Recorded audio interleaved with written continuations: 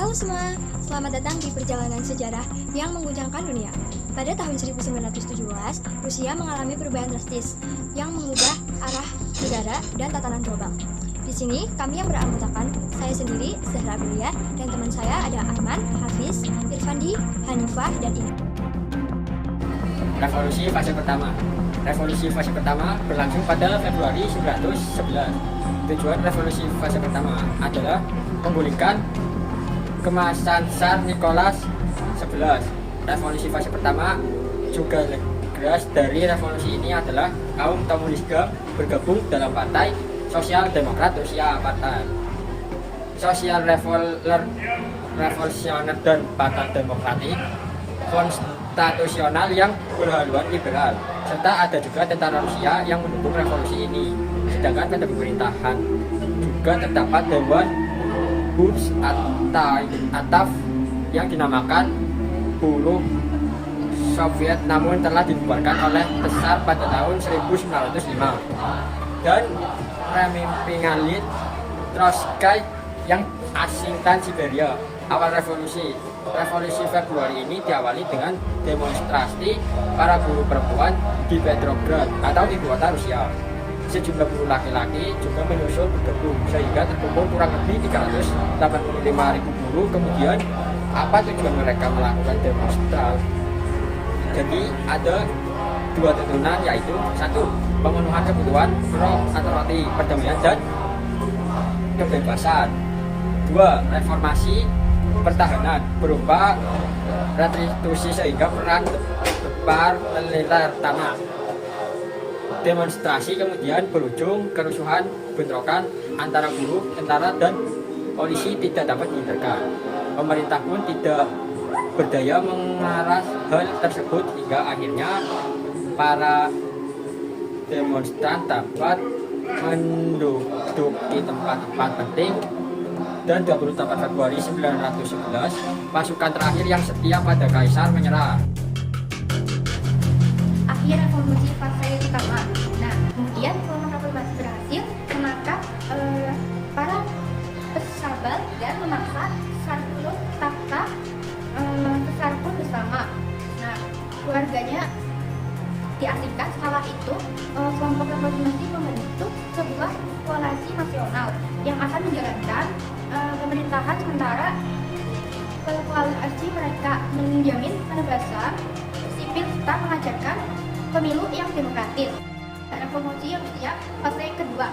Nah, ada ketika dinasti Romanov Rusia, hal itu ternyata terdengar sampai di telinga. Nah, Vladimir Lenin di Bangladesh, ia adalah pemimpin pasukan Bolshevik yang beraliran. Nah, komunitas yang radikal. Kemudian atas bantuan Jerman, Lenin dapat kembali ke Rusia pada tanggal 3 Maret 1917. Nah, setibanya di Rusia, Lenin menarik Partai Bolshevik dari koalisi nasional dan mengumumkan sebuah program rakyat untuk merebut kekuasaan dalam mencari dukungan massa. Lenin mengeluarkan beberapa tuntunan kepada pemerintahan sementara, yaitu Lenin mengeluarkan beberapa tuntutan, yaitu tuntutan Vladimir Lenin di bawah semboyan roti dan perdamaian. Yang pertama, peran melawan Jerman dan Australia Hungaria dihentikan. Yang kedua, tanah para bangsawan diserahkan kepada petani. Yang ketiga, bank-bank dinasionalis. Yang keempat, birokrasi dihapus. Yang kelima, produksi industri, dan bagian hasilnya diawasi oleh kaum buruh itu sendiri. Latar belakang revolusi Rusia yang terjadi pada tahun 1917 terdiri dari dua fase utama, revolusi Februari dan revolusi Oktober. Yang pertama, ketidakpuasan sosial.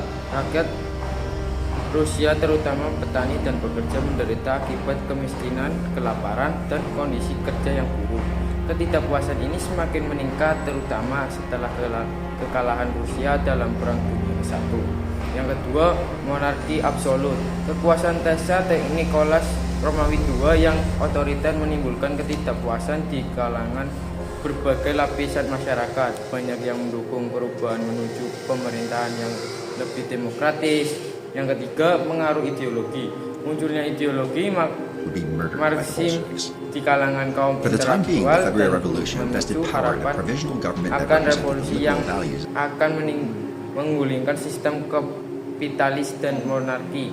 Keempat, krisis ekonomi Perang Dunia ke-1 memburukkan kondisi ekonomi menyebabkan inflasi tinggi dan kekurangan barang kebutuhan pokok yang semakin memicu kemarahan rakyat.